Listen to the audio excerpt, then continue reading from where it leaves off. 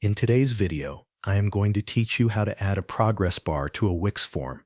Start by logging into your Wix account and opening the website you want to edit from your Wix dashboard.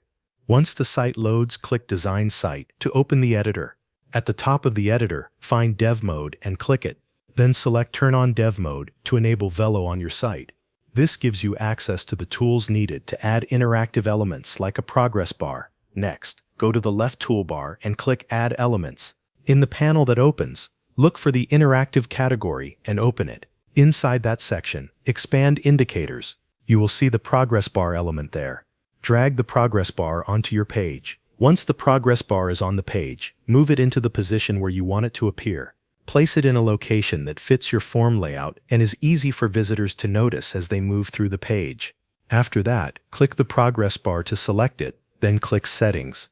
In the Settings panel, enter a clear and descriptive label for the progress bar.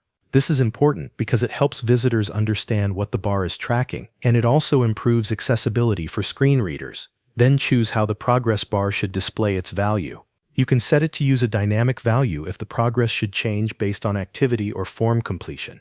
Or you can use a static value if you want the bar to show a fixed amount of progress.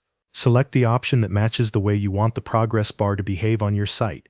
When you are done adjusting the settings, save your changes. This makes sure your work is stored before you test anything. Next, click Preview to see how the progress bar looks and works on your site. Review the placement, the label, and the way the value appears.